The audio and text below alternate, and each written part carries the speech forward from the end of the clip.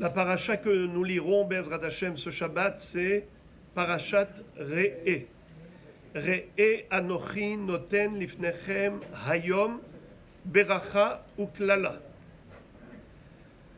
Alors, il y a plusieurs questions qui se posent sur ce premier pasouk.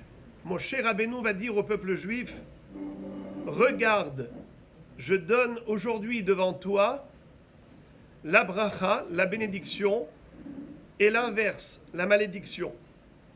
Et bracha asher tishmeud el mitzvot Hashem va'asitem otam. La bracha, vous l'aurez dans la mesure où vous respectez la volonté divine en observant les mitzvot de la Torah. Et chas v'shalom, l'inverse pour le contraire. Alors, le Or HaChaim HaKadosh fait remarquer plusieurs étrangetés dans ce pasouk. Premièrement, c'est qu'il dit Re'e. Re'e, alors qu'il est en train de donner plutôt des brachot, ce sont des paroles que l'on entend. Alors il aurait dû dire Shema et non pas Re'e. Deuxièmement, il aurait dû dire Re'u, puisqu'il va dire Re'e Anochi Noten Lifnechem Hayom. Lifnechem, c'est le pluriel. Alors, regarde, je donne devant vous la bracha et la klala. Alors, ou bien tu dis Re'u au pluriel, puisque tu as dit Lifnechem au pluriel, ou bien tu dis Re'e Anochi Noten Lefanecha au singulier, puisque Re'e, regarde, c'est au singulier. Alors, il faut dire Lefanecha, toi le peuple juif, au singulier. Mais on ne commence pas une phrase au singulier et on termine au pluriel, c'est incohérent. Re'e ani noten lefanecha, mais pas Re'e anochi noten lifnechem. Troisièmement, pourquoi est-ce qu'il a dit anochi? Lorsqu'il s'agit d'un verbe, alors on dit ani, ani noten. Quand on dit anochi, c'est moi. Ani, c'est je. Le pronom personnel. Dans le sens où, quand on veut dire regardez-moi, alors on dit Re'e Anochi. Comme par exemple, Anochi, Asher hotzeticha me'eretz Mitzrayim. C'est moi qui t'ai fait sortir d'Égypte. Lorsqu'on parle du moi, mais ici, c'est un verbe que l'on conjugue, alors il fallait dire Ani noten. Donc je répète les trois questions. Pourquoi il a dit Re'e, regarde, au lieu de Shema, écoute, puisque ce sont des paroles. Deuxièmement, pourquoi il a conjugué au singulier, puisque la suite de la phrase est au pluriel. Et troisièmement, pourquoi il a dit Anochi, moi, au lieu de Ani noten, je donne devant toi. À ces trois questions, le Or HaChaim HaKadosh donne une excellente réponse. Voici la réflexion qu'il partage avec nous. Il nous dit que, généralement, une personne qui se veut convaincante, elle doit d'abord être convaincue. Et pas seulement qu'elle doit être convaincue, il faut que tout le monde le sache qu'il est convaincu. Les havdil, un agent commercial, lorsqu'il veut vendre son produit, il arrive avec sa mallette et il fait sortir les prospectus. Alors, il faut qu'il soit convaincu que le produit qu'il est en train de présenter, c'est le meilleur du monde. S'il n'est pas convaincu de cela, il n'arrivera pas à convaincre son client. Parce que le client lui-même va sentir que le vendeur lui-même n'est pas sûr et certain de la qualité du produit qu'il propose. Alors maintenant, Moshe Rabbeinu, avant sa mort, puisque tout le Sefer Devarim, c'est les 37 derniers jours de la vie de Moshe Rabbeinu. Depuis Rosh Chodesh Shevat jusqu'au Zayin Adar, 37 jours. Lui, Moshe Rabbeinu, il dit au Ram Israël, la bracha, la bénédiction, la réussite, c'est lorsqu'on suit le mouvement de la Torah. La klala, c'est lorsqu'on fait le contraire du Ratzon Hashem. Moshe Rabbeinu, tu nous dis que le vrai bonheur, la vraie réussite, c'est Torah et mitzvot. Qui te dit que ce n'est pas la richesse matérielle? Qui te dit que ce ne sont pas les plaisirs corporels?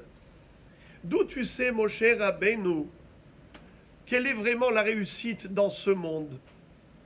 Tu parles de spiritualité parce que peut-être tu n'as pas goûté à la matérialité. Peut-être que c'est par ignorance de la réussite et des succès dans ce monde, du Olam Hazé, de ce bas monde terrestre. C'est peut-être pour cela que tu parles ainsi. Mais qui dit que tu sais de quoi tu parles?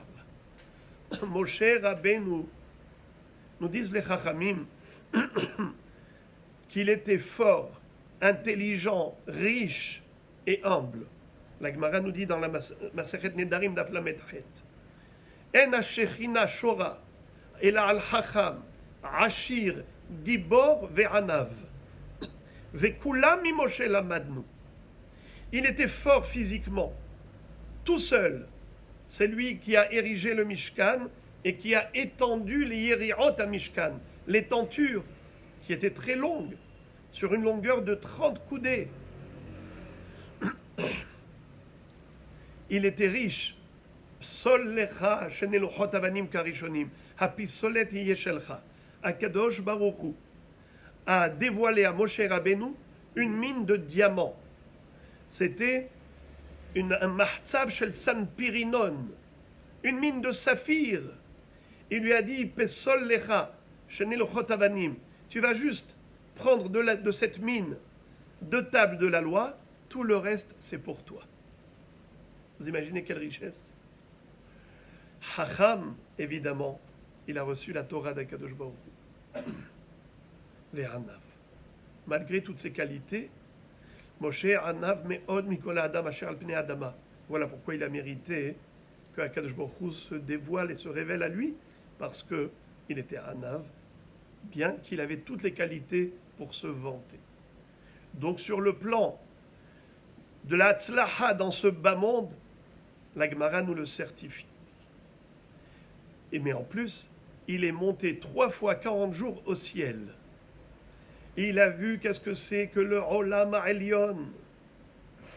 Il a vu qu'est-ce que c'est que le plaisir du Gan Eden, du Olam Haba. Il était là-haut dans le monde angélique. Il a même parlé avec les Malachim.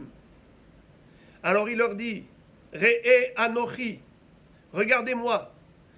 Moi, si je vous dis que la bracha asher tishme'un, ve'aklala imlo tishme'un, que la bénédiction et la réussite résident justement dans l'observance de Torah et mitzvot, dans le respect de la volonté d'Hachem, et je vous dis que Has Veshalom, tous les échecs se retrouvent dans le contraire du Retzon Hachem, dans la désobéissance de la volonté divine, alors là, sachez que je sais de quoi je parle.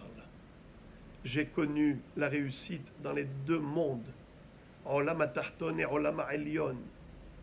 C'est quelqu'un qui est expérimenté qui vous parle. Fort de cette expérience, alors vous êtes convaincu que je suis convaincu. Alors je suis convaincant. Ce que je vous dis, ce n'est pas des imaginations, des bobards. C'est des choses que je connais en connaissance de cause. Alors, il leur dit, est-ce qu'il y a quelqu'un parmi vous qui veut remettre cela en cause? Bouche bée. Tout le monde était d'accord. Comme un seul homme, d'un seul cœur. C'est pour ça qu'il a parlé au singulier à un pluriel. Il s'adresse au public au singulier. Re'e anochi noten lifnechem hayom bracha uklala. Re'e au singulier, comme si le lifnechem, tout le monde, c'était un seul homme. Tout le monde était d'accord là-dessus. Il n'y avait pas une seule personne qui a remis en cause cela. Et donc il leur a dit, Re'e anochi, regarde-moi, parce que vous le savez, que j'étais là-haut et j'étais en bas.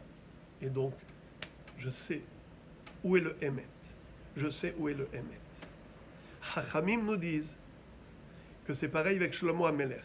Lui, qu'est-ce qu'il a écrit dans Kohelet? Hevel havalim amar Kohelet, Hevel havalim hakol havel. Tout est vanité, vanité de vanité, tout est vanité. Et Chachamim nous disent à la fin de Kohelet, il est dit, sauf davar konishma, et Elohim et mitzvotav shemor kizeh kol ha'adam. Conclusion de toute mon expérience, dit Shlomo HaMelech, et Elohim yira, crains Dieu, vet mitzvotav shemor, observe ses mitzvot, kizeh kol ha'adam. C'est ça le sens de la vie humaine sur terre. Chachamim nous disent, si n'importe qui nous avait dit Hevel Avalim, on aurait dit Mistama, certainement. C'est un pauvre qui a vécu dans la misère. Il n'a jamais eu 2 sous dans sa poche. Mais Shlomo HaMelech, Vayiten Shlomo Kesef Birushalayim Ka'avanim. À son époque, l'argent n'avait aucune valeur. À Yerushalayim, l'argent c'était comme des pierres. Ça a été l'apogée. Ce que Am Israël a connu au paroxysme de sa réussite de toutes les générations, c'est la génération de Shlomo HaMelech. La plus belle, la plus riche, c'était l'âge d'or d'Israël. Si lui, Shlomo HaMelech, qui a tout eu, tout ce qu'un homme peut rêver, et ce qu'un homme ne peut même pas rêver, Shlomo HaMelech l'a eu. Et lui, il te dit, Hevel Havalim, Amar Kohelet, Hevel Havalim, Hakol Havel. Tout est vanité. Il n'y a qu'une seule chose qui est durable, qui est importante. C'est Yirat Shamaim et Shmirat Mitzvot Hashem. Tu peux le croire, tu peux lui faire confiance. Shlomo HaMelech et Moshe Rabbeinu, les deux parlent de la même façon. Ils arrivent à convaincre leur entourage parce qu'on sait qu'ils savent de quoi ils parlent.